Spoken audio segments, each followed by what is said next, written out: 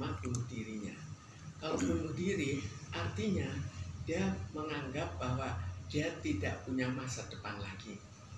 Sekarang baru kita lihat bunuh diri dari segi apa, lalu kenapa kok dia terlalu terbuka bunuh dirinya.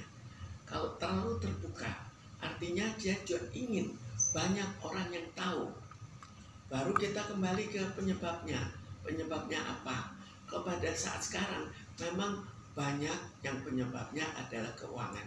Tapi bukan berarti semua keuangan. Ada juga karena dia lepas dengan pacarnya dan dia anggap pacarnya itu satu-satunya kehidupan dia untuk masa depan. Terserah kehidupan cinta atau kehidupan apa, tapi itulah kehidupan masa depannya.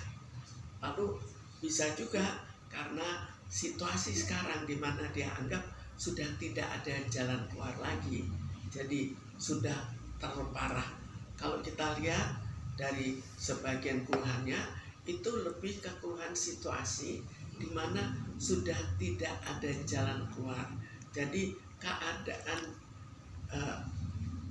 keadaan sekarang itu sudah terlalu parah sehingga semua itu sedih. Lalu kita lihat bagaimana kehidupan kecilnya. Kehidupan kecil harus ikut dipertimbangkan sampai seseorang memilih bunuh diri.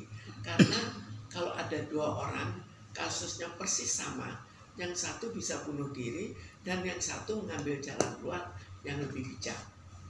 Jadi khusus dalam hal ini akhirnya kita melihat dia ingin sesuatu yang terbuka, lalu kita lihat kembali kehidupan masa kecilnya. Jadi biasanya dia tidak mempunyai kepribadian yang kuat. Jadi mungkin dengan bapaknya atau ibunya kasih sayangnya kurang, atau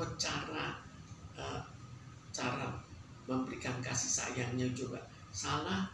Mungkin juga dia dalam kehidupan hariannya di sekolahnya juga ada suatu masalah. Misalnya dia kurang berprestasi padahal orang tuanya tetap menuntut suatu prestasi. Itu kan juga kemungkinan itu semua ikut dipertimbangkan. Bu, tapi dia bunuh diri itu masih sempat menulis di secari kertas dengan tolong antar saya ke rumah sakit Immanuel, sebab orang tua saya bekerja di sana. Maksudnya masih mau bunuh diri aja masih sempatnya mengirimkan pesan seperti itu. Ya tetap saja dia masih, jadi bukan berarti kalau pengasuhannya kurang bijak akhirnya dia bermusuhan dengan orang tuanya. Mungkin tetap dekat, tapi kan ada orang tuanya misalnya terlalu memanjakan, akhirnya anaknya kan nggak dewasa. Orang tua yang kurang memberikan kasih sayang, anaknya juga tidak menjadi orang yang tumbuh kembang sebagaimana seharusnya. Jadi kurang matang jiwanya nantinya. Bu, info yang beredar juga kan korban ini kan sebagai guru. Nah, guru di sekolah. Nah, info yang beredar pula korban ini memiliki hubungan dengan siswanya. Apakah pihak sekolah menegur penyebab dari kematian ini? Jadi kita melihat bahwa suatu kasus bunuh diri bukan sesuatu yang mendadak. Jadi bukan, oh sekarang saya mengalami kekecewaan, sekarang saya bunuh diri. Tapi ada latar belakang kejiwaan yang membuat jiwanya itu kurang kuat menghadapi masalah. Jadi kita lihat kembali bagaimana sejak kecilnya, bagaimana masa kecilnya, masa remajanya, dan kemudian jika dia punya pacar, kemudian akhirnya ada suatu gangguan di mana dia anggap pacar inilah jalan keluar bagi saya, kemudian ternyata gagal, maka bisa saja bunuh diri itu menjadi faktor pencetus, bukan faktor penyebabnya. Penyebabnya adalah kepribadian yang kurang matang. Artinya di bawah tekanan atau sedang dibenci atau dihujat, makanya tersinggung hatinya, atau ditinggalkan kekasih contohnya seperti itu, makanya dia melakukan bunuh diri. Jadi bisa saja itu faktor penambah. Jadi kita bayangkan kalau kita lagi stres, kemudian tiba-tiba ada masalah apa tambahan, itu kan faktor pencetus namanya, bukan faktor penyebabnya.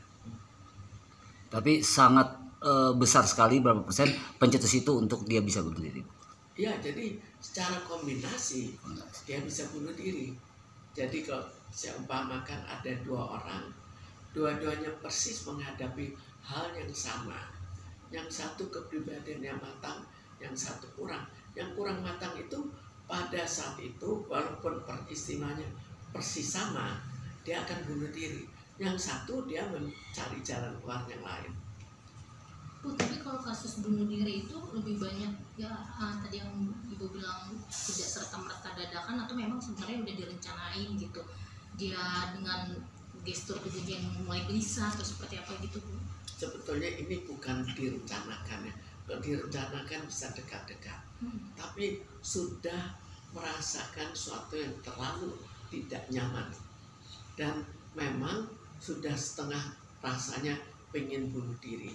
Karena itu pada bunuh diri masih bisa diatasi kalau dilakukan pendekatan. Karena keinginannya belum keinginan mutlak. Tapi kalau sudah terakhir sekali, ya sudah jadi keinginan mutlak untuk bunuh diri.